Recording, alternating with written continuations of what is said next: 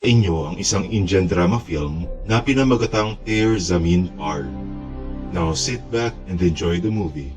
Si Ishan ay isang 8 taong gulang na malikhaing bata at kilalang basagolero ng kanyang mga kalaro. Binagsak niya ang lahat ng mga subject at maituturing na pinakabobong estudyante sa kanyang klase. Nasa pangalawang taon na siya sa grade 3 at kung titignan ang kanyang report card, kailangan niya muling umulit sa kaparehong grado. Sa kabaliktaran ni Ishan, ang kanyang kapatid na si Johan ay isang huwarang estudyante. Bukod sa pag-aaral, naglalaro siya ng tennis at lalaban sa paparating na Interstate Tennis Championship. Madalas ding mapaaway si Ishan sa mga kalarong nambubuli sa kanya. Isang araw, inireklamo ng isang ina si Ishan sa kanyang ama na si Nand Kishore. Humingi siya ng tawad sa dalawa sa maling iniasal ng kanyang anak. Nang sila'y makaalis, itinulak niya si Ishan sa sahig para disiplinahin ang bata. Bagamat mahal ni Nand Kishore ang kanyang mga anak, masyado siyang malupit kay Ishan. Naniniwala siya na mababa ang grado ni Ishan at kawalang kakayahang gawin ang mga simpleng bagay dahil sa kanyang katamaran. Sa sumunod na araw, inutusan si Ishan ng English teacher na basahin ang isang linya sa libro. Sinubukan niya ang lahat ngunit halos hindi man lang siya nakabuo ng isang salita. Nahihirapan siyang intindihin ang mga letra, ngunit napagkamalan siyang pilyong bata ng guro at pinalabas sa kanyang klase. Hindi na bago para kay Ishan ang maparusahan. Sa katunayan, madalas siyang nasa labas ng classroom dahil ang tingin sa kanya ng mga guro ay istorbo sa ibang estudyante. Noong araw ding yun, hindi nagawa ni Ishan ang kanyang takdang aralin sa mathematics. Upang maiwasang mapagalitan, tumakas siya sa paaralan at ginugol ang buong araw sa paglakwat siya sa bayan. Ini-enjoy niya ang buong araw, bumili ng sorbetes, nagpalipas ng oras sa tabi ng dagat at sinuri ang lahat na dumadaan. Sa katapusan ng araw, bumalik siya sa school bus na walang nakakapansin sa kanyang pagliban. Sa bahay, makikita natin siyang gumagawa ng magandang painting. Mahilig magpinta si Ishan at gamit ang malikhain niyang isip, nagre-resulta ito sa sobrang gandang sining. Maya-maya, sinubukan siyang turuan ng kanyang ina na si Maya at pinagawa ang kanyang takdang aralin. Ngunit napansin niyang sobrang pangit ng kanyang sulat kamay at halos hindi makaspell ng kahit na anong tama. Iniugnay niya sa katamaran ang kanyang kawalang kakayahan at pinagalitan ang bata tulad ng iba. Kinabukasan, kailangang magpakita ni Ishan ng excuse letter mula sa kanyang mga magulang. Nakiusap siya sa kanyang kapatid na gawan siya ng sulat para sa kanya. Pinapangako siya ni Johan na hindi na siya muling tatakas sa klase at ginawa ang excuse letter. Pinakita ito ng bata sa kanyang guro at hindi man lang nagduda sa pagiging tunay nito. Nagpanggap din siyang may ubo para magmukhang galing sa sakit. Sa araw ding yun, sinorpresa ang mga bata ng isang pagsusulit sa mathematics. Iniabot kay Ishan ang pagsusulit pero parang sumasayaw ang mga titik para sa kanya. Ang unang tanong ay 3 times 9. Ang naisip ng bata ay ang ikatlong planetang Earth at ang ikasyam na planetang Pluto na nakikipaglaban sa bawat isa. Nagpantasya siyang sinisira ng Earth ang Pluto at nangatwiran na ang sagot ay 3. Iniwan niyang blanco ang mga natitirang tanong at pinasa na ang test paper. Nang tanungin ng kanyang mga kaklase, kumpiyansya siyang sumagot na nasiyahan siya sa pagsusulit. Sa sumunod na araw, nakabalik na si Nand Kishore sa kanyang business trip. Tuwang-tuwa si Ishan sa pagbalik ng kanyang ama at niyakap ito ng mahigpit. Subalit habang sila'y nag-aalmusal, nahanap ni Nand Kishore ang peking excuse letter noong nakaraang araw. Sa kanyang pag-iimbestiga, kanyang nalaman ang tungkol sa pagtakas ni Ishan sa paaralan. Kinabukasan, pinuntahan ng kanyang mga magulang ang prinsipal at kinundi na ang pag-uugali ng bata sa klase. Kanila ding nalaman ang tungkol sa pagsusulit sa math at resulta nito.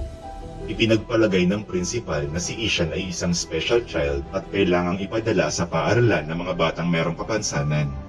Nag-alala ang parehong magulang sa kinabukasan ng kanilang anak kaya nagpasya silang ipadala si Ishan sa isang boarding school. Ganap na salungat si Ishan sa ideya.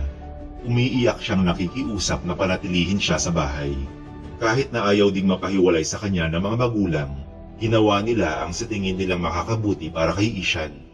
Nang gabing yun, nanaginip si Ishan na naiwan siya ng kanyang ina at nagising na sumisigaw. Nang sinubukang pakalmahin, nangako siyang mag-aaral ng mabuti kung hahayaan siyang manatili sa bahay. Nadurog nito ang puso ni Maya ngunit nanindigan si Nan Kishore sa kanyang desisyon. Dumating ang araw na dinala si Ishan sa boarding school sa kanayunan.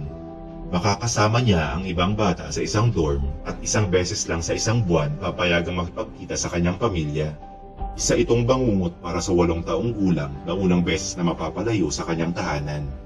Pagkatapos na maglibot sa paaralan, umalis ang pamilya na may mabigat na puso. Pinagmasdan lang ng bata ang pag-alis ng kanilang sasakyan na mayroong luha sa kanyang mga mata.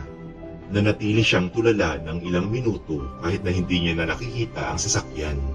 Nang dumating ang dilim, naglakad siya papasok sa dorm habang patuloy na umiiyak. Hindi siya nakikipag-usap sa kahit na sino at halos hindi kumain ng hapunan. Sa gabing hindi siya makatulog, pumupunta siya sa banyo at doon umiiyak ng tahimik. Samantala, nakarating na si Maya sa bahay at kinuha ang mga gamit ni Ishan. Nakita niya ang isang flipbook ni Ishan habang inilalayo mula sa kanyang pamilya. Nadurog ang kanyang puso nang ma-realize kung gaano kahirap sa bata na mapalayo sa kanyang pamilya. Inipilit ni Ishan na gawin ang mga normal na bagay katulad ng pagsintas ng kanyang sapatos at pagtali ng kanyang kurbata. Sa kanyang unang araw, pinaupo siya sa harapan ng gurong si Mr. Tiwari kasama ang nangunguna sa klase na si Rajan. Na-realize ng mga guro na hindi normal si Ishan. Halos hindi siya nakikinig sa klase at laging napaparusahan ng kanyang mga guro. Palagi siyang pinapadala sa labas ng klase bilang parusa at pinapaalis sa mga aktibidad dahil sa pagsira nito. Sa paglipas ng panahon, sobra siyang nadismaya dahilan para punitin niya ang kanyang libro at itinapon ito sa basurahan. Huminto na siyang maging mahusay sa klase, nalubog sa depresyon at pagkamuhi sa sarili. Nang dumating ang kanyang mga magulang upang siya'y bisitahin, nagkulong siya sa loob ng kwarto at umiyak sa unang pagkakataon simula noong huli silang nagkita. Sa kanilang pagpupumilit, tumakbo siya palabas at tumakbo ng ilang lap sa basketball court para magrebelde. Dinala siya ng pamilya sa isang hotel ng isang gabi upang bigyan siya ng pahinga mula sa klase. Binigyan siya ni Johan ng mga gamit sa pagpipinta bilang regalo, ngunit ang hindi niya alam, isinira niya na ang kanyang pagiging malikhain at tuluyan ng tumigil sa pagpipinta. Kinabukasan, nagpaalam na ang kanyang pamilya at iniwan muling mag-isa si Ishan. Kalaunan sa araw na yun, si Ishan ay nasa pinakamababang yugto ng kanyang buhay. Nakatingin siya sa ibaba ng terrace habang iniisip ang mangyayari kung siya'y tatalon mula sa gusali. Inigilan siya ng kanyang nag-iisang kaibigan at sinabi ang tungkol sa bago nilang guro sa sining. Hindi ito masyadong inisip ni Ishan dahil wala pang guro ang tumulong sa kanya. Subalit nagulat ang mga bata nang pumasok ang bagong guro na si Ram habang nakasuot ng clown costume. Kinakantahan niya ang mga bata, tumutugtog ng plauta, pinasayaw sila at hinayaan silang magsaya sa klase. Bagamat gusto ito ng lumang Ishan, ang malumbay na bata sa ngayon ay hindi na nakikilahok sa anumang aktibidad.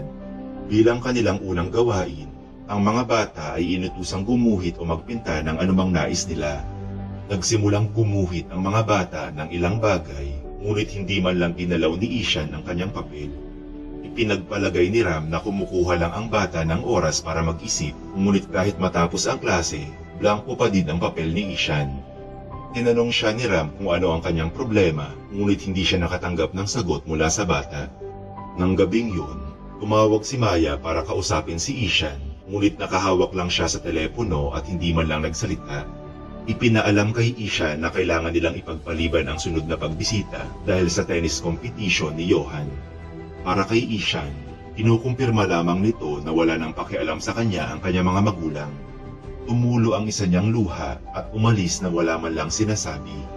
Sa sumunod na araw, nakita ni Ram na nakaluhod si Ishan sa labas ng classroom. Dahil sa pagkaintriga ng kanyang personalidad, tinanong niya si Rajan tungkol kay Ishan. Binunyag ni Rajan na nahihirapan si Ishan na unawain ang mga titik kahit gaano pa niya subukang matuto. Nagtuturo si Ram sa mga batang may kapansanan kaya malapit siya sa mga espesyal na bata. Upang malaman ang sakit ni Ishan, binasa niya ang lumang notebook ng bata at nakahanap ng pattern na merong magkakaparehong pagkakamali. Kahit na nagtuturo siya sa mga espesyal na bata, hindi maalis sa kanyang isipan si Ishan. Meron siyang kaparehong problema nung siya'y bata pa, kaya naaawa siya sa bata. Pagkalipas ng ilang linggo, Nalaman niya ang aktwal na problema ni Ishan at naglakbay sa kanyang bayan upang makipagkita sa kanyang mga magulang. Tinanggap nila ang guro at hinayaan siyang tingnan ang kwarto ni Ishan. Nagulat si Ram na nagpipinta pala noon si Ishan. Lalo siyang nalungkot dahil nawala na ang interes ng bata dahil sa binibigay na pressure ng kanyang mga magulang. Minaliit ni Nandkishore ang kanyang anak at pinaalam na siya'y tamad mag-aral. Gumanti si Ram at pinakita sa kanila ang pattern sa mga pagkakamali ni Ishan. Madalas niyang binabaliktad ang mga titik na para bang nahihirapan siyang makita ang pagkakaiba ng mga ito. Gayunpaman, iniugnay ito ng ama sa katamaran ng bata, ngunit nahasang sinabi ni Ram na siya'y nagkakamali. Dineklara ni Ram na si Ishan ay may neurological condition na tinatawag na dyslexia, dahilan para hindi niya maintindihan ang ilang mga pattern tulad ng mga letra at mga salita. Tiyak na nahihirapan ang bata dahil walang nakakaintindi na hindi siya marunong magbasa at ipinagpalagay na siya ay tamad. Para mas maintindihan nila, hiniling ni Ram na basahin ni Nandkishore ang banyagang titik na nakasulat sa kahon.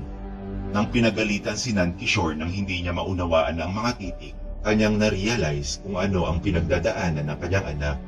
Gayunpaman, tumanggi siyang tanggapin na makakakuha ng magandang trabaho ang anak gamit ang kanyang hilig sa pagpinta, ngunit determinado si Ram na patunayang siya'y nagkakamali. Pagbalik niya sa paaralan, tinuruan niya ang mga bata tungkol sa mga sikat na historical figure na hindi gaanong magaling sa eskwela noong bata pa sila. Nagbigay siya ng mga halimbawa ng mga siyentipiko, mga sikat na aktor at mga pilosopo na magpapagaan sa pakiramdam ni Ishan. Nang magtanong si Ram kung sino ang nag-imbento ng bumbilya, nagsalita si Ishan sa unang pagkakataon at sumagot na si Thomas Edison. Nakakita si Ram ng kislap ng pag-asa para matuto ang bata.